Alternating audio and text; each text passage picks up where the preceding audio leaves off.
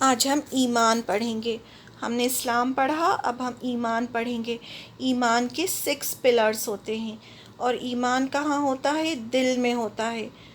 دل کی کیفیت کو ایمان کہتے ہیں، اور اللہ تعالیٰ نے قرآن مجید میں جگہ جگہ لوگوں کو جب پکارا تو کہا یا ایھا الذین آمنو، اے لوگوں جو ایمان لائے ہو۔ تو اگر ہم یہ 6 پلرز ایمان کے سمجھ لیں گے تو ہم کو سمجھ میں آ جائے گا کہ ایمان کیا ہوتا ہے۔ پہلا ہوتا ہے ایمان کا جو پلر ہے، پہلا رکن ہے وہ ایمان باللہ۔ ایمان باللہ کا مطلب ہوتا ہے اللہ پر ایمان، یعنی ہم مانتے ہیں کہ اللہ ایک ہے، اللہ موجود ہے۔ آپ کہہ دیجئے کہ وہ اللہ تعالیٰ ایک ہی ہے۔ اللہ تعالیٰ بے نیاز ہے، نہ اس کی کوئی اولاد ہے اور نہ وہ کسی کی اولاد ہے، اور نہ کوئی اس کا ہمسر ہے۔ یہ سورہ اخلاص قل هو اللہ احد اس کا ٹرانسلیشن ہے۔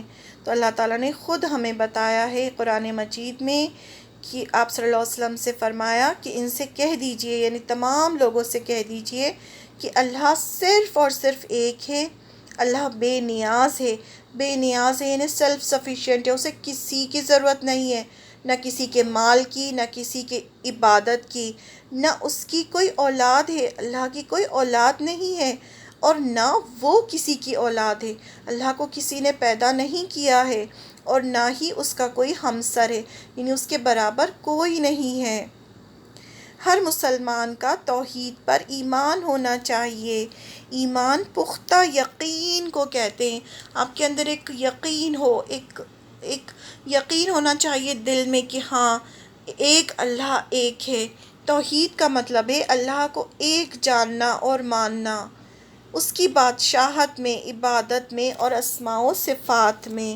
کیا ماننا؟ کہ اللہ جو ہے وہ صرف اور صرف ایک ہے، اسی کی بادشاہی ہے، اسی نے زمین اور آسمان کو بنایا ہے، اسی نے سب کچھ بنایا ہے، اور بنا کے صرف چھوڑ نہیں دیا ہے، وہ ہر چیز کو پال بھی رہا ہے۔ تو پھر عبادت بھی اسی کی ہونی چاہیے، اور جتنی بھی اللہ کے 99 نیمز ہیں، اسماء و صفات ہیں، وہ صرف اور صرف کوالٹیز کس کی ہیں؟ وہ صرف اور صرف اللہ کی ہیں۔ یہ ماننا کہ اللہ کے ساتھ کوئی شریک نہیں ہے، اس کی بادشاہت میں اور اس کے اختیارات میں کوئی شریک نہیں۔ شریک کا مطلب کوئی اس کا پارٹنر نہیں ہے، کوئی اس کے ساتھ نہیں ہے۔ جس نے یہ دنیا بنائی ہو اس نے اکیلے سب کچھ کیا ہے، تو پھر عبادت بھی صرف اور صرف اسی کی ہونی چاہیے۔ اللہ ایک ہے، اللہ ہر چیز کا خالق ہے۔ خالق کا کیا مطلب ہوتا ہے؟ کریٹر، پیدا کرنے والا۔ اللہ نے ساری مخلوق بنائی اور سب کو رزق دیتا ہے۔ مخلوق کیا ہوتی ہے؟ جو اللہ تعالیٰ نے کریٹ کیا ہے، کریشن، وہ سب کچھ اللہ نے بنایا ہے، اور وہ سب کو رزق دیتا ہے۔ ایک دیکھیں، ایک چھوٹا سا کیڑا بھی ہوتا ہے، اگر وہ پتھر کے نیچے بھی ہوتا ہے تو بھی اس کو رزق مل رہا ہوتا ہے، اور سب کو رزق دیتا ہے، پرندوں کو، جانوروں کو، سب کو کھانا ملتا ہے۔ وہ کسی کا محتاج نہیں، لیکن سب اس کے محتاج ہیں۔ اللہ کو کسی کی ضرورت نہیں ہے، لیکن ہم سب کو اللہ کی ضرورت ہے۔ اللہ ہی سب کو زندگی اور موت دیتا ہے۔ زندگی دینے والا کون ہے؟ اللہ، اور موت دینے والا بھی کون ہے؟ اللہ۔ کیا آپ کو پتہ ہے عبادت کیا ہے؟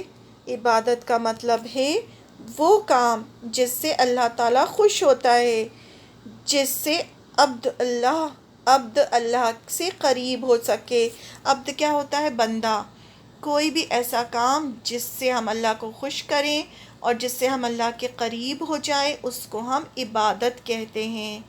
عبادت کیا کیا ہے؟ نماز، روزہ، کسی کی مدد کرنا، مدد کرنے میں شامل ہونا بھی عبادت ہو جاتا ہے، دعا کرنا، کوئی بھی ایسا کام جو اللہ کو خوش کرے۔ دعا کرنے سے اللہ کیسے خوش ہوتے ہیں؟ جب ہم دعا کرتے ہیں تو ہمیں یقین ہوتا ہے نا کہ ایک اللہ ہے جو ہماری دعا سنتا ہے، تو دعا بھی عبادت ہے۔ ہر وہ کام جو ہم اللہ کی خوشی کے لیے کرتے ہیں، وہ سارے کام عبادت ہیں۔ اب شرک کیا ہے؟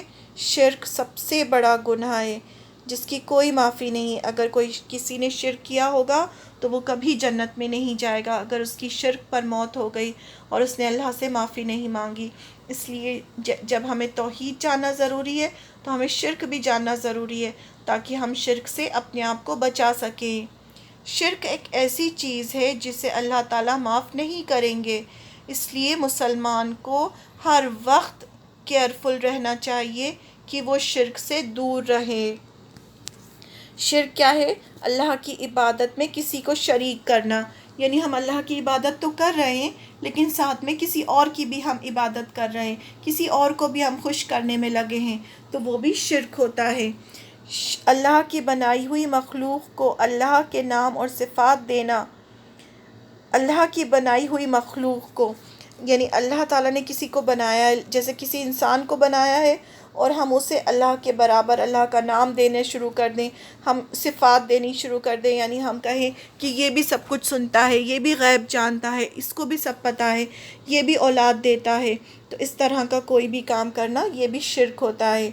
اس بات پر یقین رکھنا کہ اللہ کے علاوہ کوئی اور بھی ہے جو لوگوں پر کنٹرول کر سکتا ہے، اس چیز کو بھی شرک کہتے ہیں، تو اس سے بھی بچنے کی ضرورت ہے۔ اللہ کے سوا کوئی اور نہیں ہے جو کسی کو کنٹرول کر سکتا ہو۔ اب شرک کی مثالیں کیا کیا ہیں؟ اسٹیچوز کی عبادت کرنا، آگ کی عبادت کرنا، سورج کی عبادت کرنا، بادشاہوں کی عبادت کرنا۔ پرانے زمانے میں جو بادشاہ ہوتے تھے وہ اپنے آپ کو خدا کہتے تھے اور لوگوں سے اپنی عبادت کرواتے تھے، تو یہ سب چیزیں شرک کی مثالیں ہیں۔ شرک سب سے بڑا گناہ ہے، سب سے بڑا گناہ ہے۔ اللہ بس شرک ہی کو معاف نہیں کرتا، اس کے علاوہ دوسرے جس قدر گناہ ہیں وہ جسے چاہتا ہے معاف کر دیتا ہے۔ اللہ تعالیٰ ہر چیز کو معاف کر سکتا ہے لیکن اللہ تعالیٰ شرک کو کبھی معاف نہیں کرتا۔ سورہ نساء کی آیت نمبر 48 ہے۔ اب کوشچنز دیکھتے ہیں۔ ایسا کون سا گناہ ہے جو کبھی معاف نہیں ہوگا؟ توحید کا مطلب کیا ہوتا ہے؟ شرک کی کچھ مثالیں دیجیے۔